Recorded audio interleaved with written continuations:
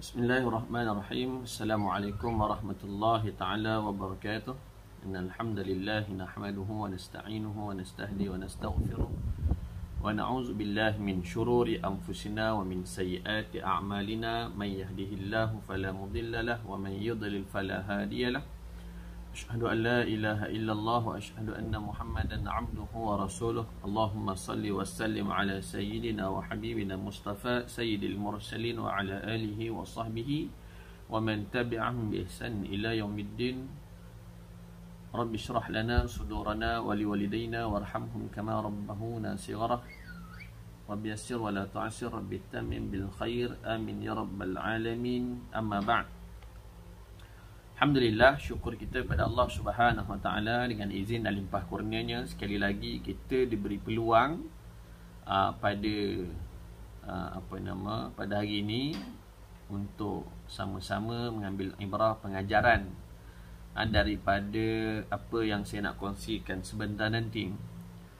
Tuan-tuan yang dirahmati Allah sekalian, kita rafakkan syukur kita kepada Allah Subhanahu Wa Taala yang mana Allah Ta'ala berikan kepada kita kebaikan, anugerah kesihatan. Allah Ta'ala berikan kekuatan, kudrat tulang empat kerat kepada kita.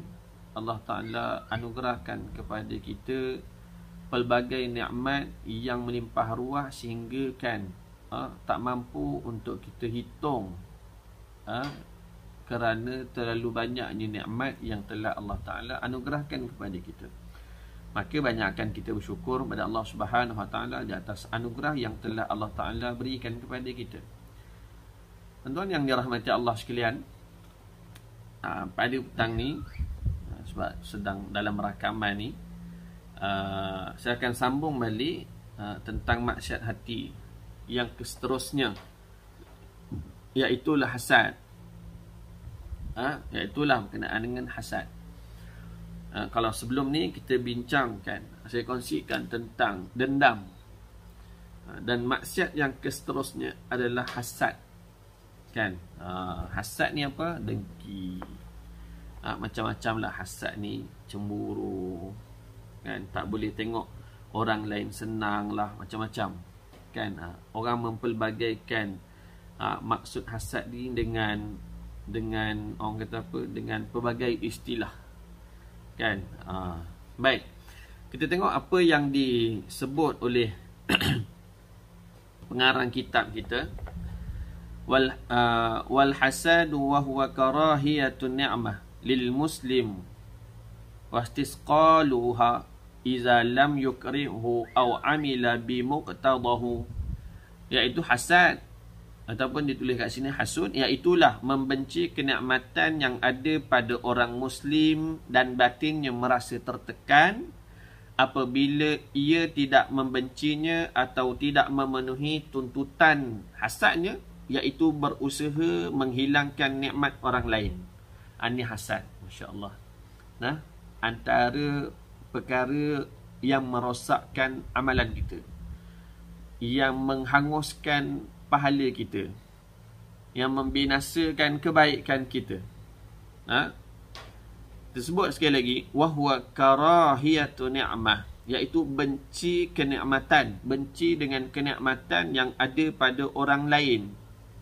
Kalau dalam konteks ni, benci dengan kenikmatan yang dimiliki oleh orang Muslim yang lain, sahabat Muslim yang lain, saudara sesama Islam. Tengok orang tu sihat, dia benci, dia sakit hati.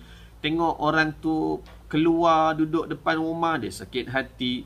Tengok orang tu dapat kenikmatan yang baru, dapat beli kereta baru, dia sakit hati. Tengok orang tu dapat apa saja nikmat kebaikan, dia tak boleh duduk, dia panas punggung, orang kata, kan? Ada je nak membanding-banding, kalau boleh dia pun nak menguasai dan sebagainya.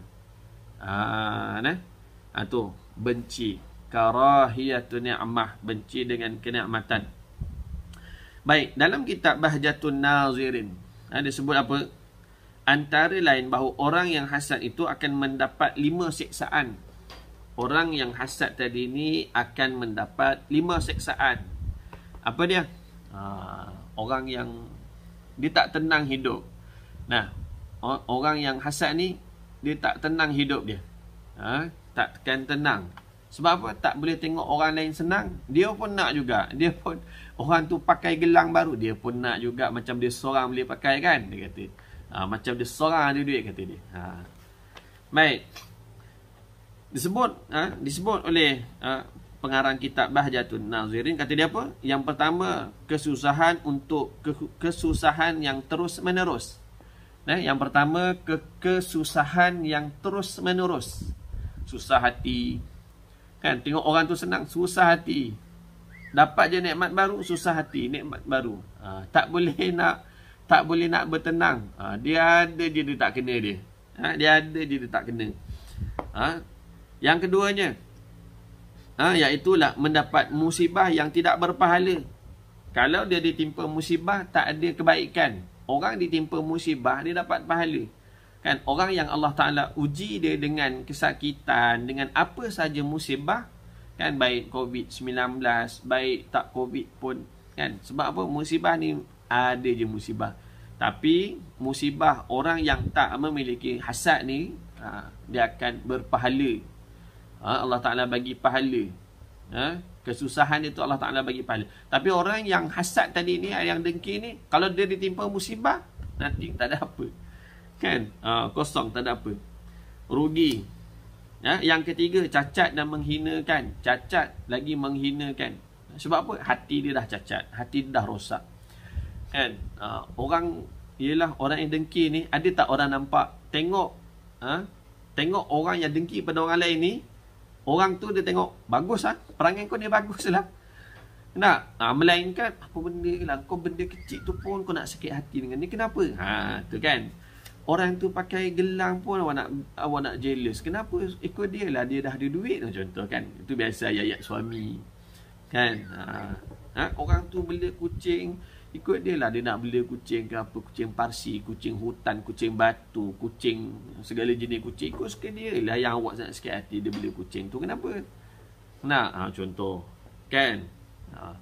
Baik, dan tu apa nama, maknanya tak ada orang yang melihat orang yang dengki dengan orang lain ni dia mulia, tak ada. Tak ada kemuliaan. Dan keempat, dibenci oleh Allah. Dan yang kelima, pintu taufik Allah Subhanahu Wa Taala ditutup baginya. Ini 5 kecelakaan, 5 kerugian, 5 benda yang akan ditimpa, 5 perkara yang akan ditimpa kepada orang yang memiliki penyakit hasad tadi. Maka tuan-tuan yang dirahmati Allah sekalian, disebut juga dalam yang lain, yang mana hasad ini memiliki, orang yang ada hasad ni, dia ada 2 sifat. Dia ada 2 sifat yang diinginkan. Dia inginkan apa yang ada pada musuhnya, ataupun dia berharap apa yang ada pada musuhnya itu hilang. Kalau tak ada, kalau dia tak dapat benda tu, kalau dia tak dapat benda tu, jangan. Contoh apa? Baru-baru ni viral tentang sihir kan. Sihir dibuat secara online. Penceraian kan. Dah halang-halang kau tak dapat lelaki aku ni. Contoh. Dah halang-halang kau tak dapat isteri aku ni. Ini cara dia. Kau dah tak dapat perempuan ni, awet ni, ni cara dia. Bermusuhan. Benda yang apa nama, yang tak berkesudahan. Orang yang memiliki hasad ni sendiri, orang yang ada penyakit hasad ni. Baik. Yang mana seorang itu akan merasa berat kalau ada siapa yang dianggapnya mengatasi dirinya. Ni orang hasad, dia punya sifat dia. Kan? Dia tak boleh orang lain mengatasi dia. Dia yang perfect segala-galanya. Dia kalau boleh ada benda baru, dia semuanya. Kan? Macam tu kan. Ada kan jenis manusia macam tu. Dan Dia tidak rela kalau ada orang yang melebihinya. Kalau ada orang yang sepertinya yang mendapat lebih pangkat, kuasa, ilmu ataupun harta dan sebagainya. Dia tak boleh orang melebihi. Benda-benda ni daripada diri dia yang biasanya berlegar di kalangan kita. Maknanya dua sifat tadi tu sama ada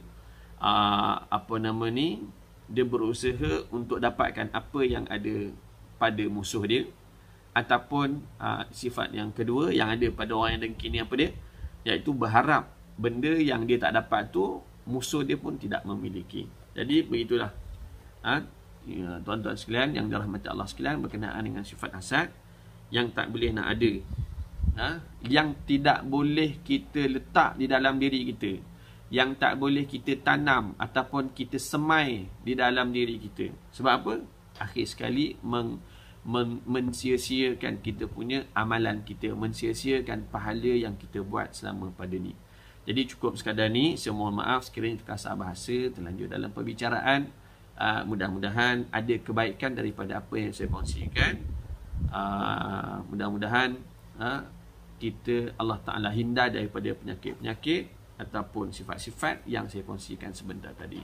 Cukup sekadar ni. Aku qauli hadza wa astaghfirullahal azim li wa lakum. Assalamualaikum warahmatullahi taala wabarakatuh.